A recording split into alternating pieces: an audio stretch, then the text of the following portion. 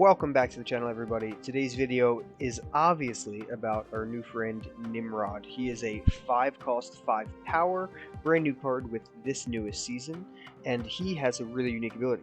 When this is destroyed, add a copy to each other location. So essentially, he will get destroyed and then make 2 copies of himself at the locations that he was not destroyed at. So right away, there's a ton of synergy with Nimrod. There's a lot of different cards you can play around with. This deck in particular, I am calling Beefy Nimrod, and this deck is really about buffing Nimrod in different ways. So some of those ways are things like Nova. If you can destroy him on the same turn you destroy Nimrod, he'll get that buff. Forge, he will give Nimrod +2 if you play Forge on turn 4.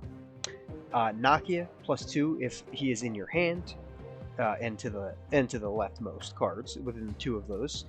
Then we're of course using Shuri, so she will double the power of the next card I play. So if he gets any buff from any of these other cards, including Okoye, who I forgot, he will get doubled that buff, and he creates an exact copy of himself. So he will also create 2 buffed versions. So let's say we get him to a 10 power just with Shuri, he will create 2 other 10 powers. Or if we buff him even by 1 or 2, and then double it, he could create 2 other 12 powered cards. So with that buff strategy here, we're obviously going to include Black Panther. So if we buff Black Panther at all, we can double that. And then our big finisher is Arnim Zola. So Arnim Zola destroys a random friendly card here. Ideally, you only have 1 card where you play Zola on turn 6. And you'll add copies of that card to 2 other locations. So Zola is absolutely disgusting with both Black Panther and Nimrod. So with Black Panther, it's a known combo. You kill Black Panther, he on reveal doubles when you played him at turn 5, and then when you kill him, he gets revealed again and doubles again from there. So crazy big power.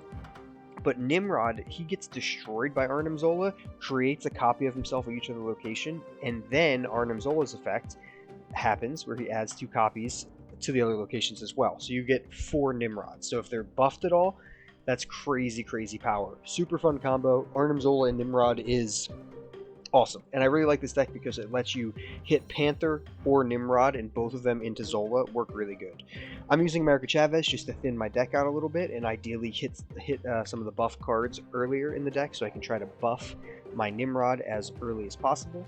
And then there's a few other small synergistic tips. I'm using Killmonger because I only am running Nova here, so it's good to just be able to blow up the board a little bit if your opponent is flooding the board with a lot of 1-cost units. That's really helpful. But another turn 6 option beside Arnim Zola or America Chavez is Venom. So Venom's really fun. So if you buff your Nimrod a lot, up to say 10 power, and then you Venom on top of that Nimrod, he will take that 10 power to Venom himself, so you keep all the power you had at that location, and then you create 2 Nimrods at that 10 power as well to the other locations. So it's a way to get, like, say you have 10 power Nimrod on middle location, you play Venom, now you have 11 power in the middle, and you're adding 10 to each of the other outside ones. So that's a really good synergy. And you could just play like Venom and Deathlock. You could destroy both. You could destroy Nimrod twice in a turn, something like that, to really get a ton of value on turn 6. So hopefully I can show you that in the gameplay. And other than that, that's kind of the deck. It's a Beefy Nimrod. That's what I'm calling it. You're trying to boost your Nimrod's power and try to finish the game off with Arnim Zola mostly, but Venom's another really good turn 6 play. And if you don't have either of those, you'll draw America Chavez regardless. So lots of good options here. This deck is really fun, actually really good. I think it's been really impressive so far from early games. So I'm gonna take it right in and get some games going right here, and I will probably follow up this week with a few other Nimrod videos because I have a few other ideas. But let's jump into some gameplay with the Beefy Nimrod himself. Alright, looks like we got the Wakanda start. So we got Okoye, Shuri, Black Panther, and then we got Tinker's Workshop dropping, so that's good. We'll drop Okoye here on turn 2. Just keep her on the left for now. We just gotta be careful to not fill up all the different locations. We want to keep one empty so we can play either Panther and Zola, or obviously the other combo there. So I'll go with Forge here. We'll see if I'm going to play a turn 3 card, maybe play Venom, maybe just play whatever I draw. We'll see, or maybe play nothing. Alright, so we got Killmonger, so that's actually pretty good. Venom here is a little bit useless, and we're going to be dropping Shuri on 4 anyway, so we just want to get the most power here that we can. So I have to play cards here on turn 5, so I'm going to leave that blank so I can play Panther in the middle, and then in case I draw Zola in the next turn or 2, I'll leave it there. But we're going to play Killmonger here. Wakandan Embassy is pretty amazing because now I can play Shuri. She'll double Panther to 12, and then he'll double himself to 24. It's a lot of power. Killmonger will do nothing. He'll just be a 6 power, which is fine. Doesn't always get some stuff. He's more of a tech card anyway. So we're going to drop Shuri here on the right, spread out our power a little bit, and then we're playing Panther in the middle for a solid 24 power. And we'll see what we draw. I mean, we could play Nimrod. There's a chance we do that if we draw him. Let's see. All right, we got Nova, so we're definitely going with Black Panther. And then we're going to draw America Chavez here on our turn 6. So with America Chavez here on our turn 6, we don't really have a whole lot of options to play Venom or Deathlock. I mean, we could easily play like Nova and then Venom here, and then he would buff everyone else around the board, which would give us some good power throughout. Or I can just play a flat 10 power on the left, and I feel confident with the middle, pretty good with the right, and we'll go from there. See what happens.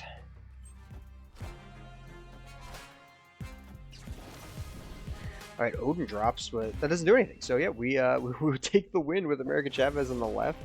And yeah, I'm not sure why I didn't retreat, but anyway, we'll take that win. And deck flowed pretty well. We just couldn't end it with anything super prominent. All right, so our starting hand is Deathlock, Shuri, Nimrod, Forge. Pretty good curve. Pretty dang good curve. I'll probably just drop Forge. Never mind. Sokovia had other ideas, but it discards his Odin. So we'll actually take that. So we're going to miss our 2-drop, but you know, Sokovia kind of has a mind of its own, so we'll take that. We're going to move into turn 3. My opponent's also missing his 3-drop. Okay. Or his 2-drop, sorry. So now we have some interesting plays here. So we're going to drop Shuri, I believe, first. Shuri is going to buff the next card we play by double, and Overflow, Superflow is going to give me +1 energy, so I'm going to be able to play Nimrod this turn, unless, of course, Sokovia number 2 has a second idea, because why let a content creator, you know, make a video about Nimrod without, you know, destroying Nimrod? We're going to play the game out anyway. We don't need Nimrod to win every game that we play with this deck, so I'm going to try to prove that, and just show you the way that Black Panther and Arnim Zola can just end up winning the game themselves. So I'm going to Shuri that. Alright, so I get Black Widow's Bite. Black Panther comes out. He had gotten a buff. Now he's at 16 power, which is really good. I can Arnim Zola to actually push Black Panther to both other locations, or I can play some other cards first. So I think I'm going to go with some other cards first. I'm going to go with Widow's Bite into Deathlock to clear out the Green Goblin there, and then I'll just play Okoye on that side. And then next turn I can play Arnim Zola in the middle, killing Black Panther, putting up 32 power at each side location, which feels really good. So we'll snap. We're feeling pretty confident about that. Snap into the last turn, see if my opponent retreats or not. He has Hobgoblin, which is alright. So we're going to go with Arnim Zola, killing Black Panther, even though we wish it was Nimrod, because it would have been even more fun. But Black Panther's just as good. We'll kill Black Panther. He will get summoned at each other location with 32 power, and that'll feel like a solid thing. I mean, he's got to get a lot of value out of whatever the 6 energy he can spend on. I mean, he needs to win the middle. He's gonna win. He needs to try to win one of the other 2 locations, but we're putting out 32 power to both. I don't think that's possible. I mean, Shang-Chi is definitely the biggest counter. Let's see if he played it somewhere. Right, he's got Hazmat, so he's reducing cards' power. But that's not enough. Not quite enough. Black Panther, even being reduced, is still a 30 power, which is plenty of power, which feels great. So we will take that win even when Nimrod gets discarded from our hand. Let's try to get one with Nimrod. Alrighty, so we have Venom, Killmonger, Nimrod, Black Panther. Definitely a weird turn of events with this hand. You know, not the exact curve we're looking for, but we'll take it. We get a random 3-drop. We get Cyclops, pretty useless. So we got to pass again. So we're going to have a 3-drop, a 5, and then a 6. So right now my plan is, looking at this hand, to drop Shuri on 4, play Nimrod, and then kill Nimrod with Venom. That's currently my plan with what I have going for me. And I can actually kill him twice with Deathlock, so it's not terrible. So I'm going to go with Killmonger for my 3-drop, just to kill Blade, which is totally fine. Really nice Blade variant by my opponent, though. Do appreciate a nice variant. So Killmonger comes out, drops his Blade, which is good. Now we are looking to Shuri the Nimrod, and I'm actually going to show you a little bit of a play pattern with it. So we're going to pile everything on one location for now, at least this Shuri and Killmonger. And what we're going to do is we're going to play Nimrod next at one of the empty locations. So then turn 3 we can play Deathlock, at that location, and then we can play Venom at a separate location, or vice versa. Well, now we have Arnim Zola, so really there are two options here. So I'm going to play Nimrod in the middle. He's going to get doubled, and I'll show you the two different options that we have. As long as my opponent doesn't retreat. He played, I think, Mystique on nobody, so I'm not sure what's going on over on that side of the board. No idea what's happening. We're just kind of showing you the curve of this deck while this guy does whatever he's doing. Alright, so Nimrod's here. So two options are, first, just play Deathlock on top of Nimrod. That'll make a 10 power Nimrod here and a 10 power Nimrod there. I can then kill the other Nimrod with Venom, which will then put a 10 power Nimrod back in the middle, and then another 10 power Nimrod back there, and leave Venom at a high power. Or you can Arnim Zola. Since Arnim Zola is like the clear obvious choice, I'm going to do the other two just to kind of show you how it would work, so you can see why that's also a viable option outside of Arnim Zola. If you have Arnim Zola, you're obviously just going to play him on top of your Nimrod or on top of your Black Panther.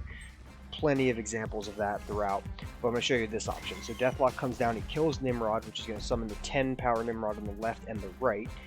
Venom comes out, eats this Nimrod, keeps 11 power on that right side location, adds another 10 power to the left and another 10 power to the middle. There's an absolute ton of power.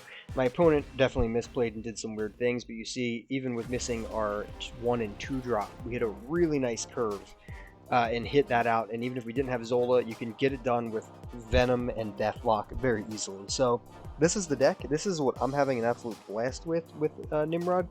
This deck is actually slightly Shang-Chi proof to a degree, because if you boost your power on Nimrod, he can't be killed, or he can be killed by Shang-Chi, but then he just replicates himself, which is great. So this deck is a cool twist on most Shuri decks that I'm really enjoying, and overall I'm just having a really good time with Nimrod as a card. I think he's super fun, and I have a few other ideas, so stay tuned to the channel because I'll be dropping another video tomorrow on Nimrod as well, using Nimrod and the Destroyer to get a little bit more destruction power going on throughout the whole list. So hopefully you guys enjoyed this video. If you did, leave a subscription to the channel so you can stay tuned and updated for all of the new videos coming out on this channel as we go.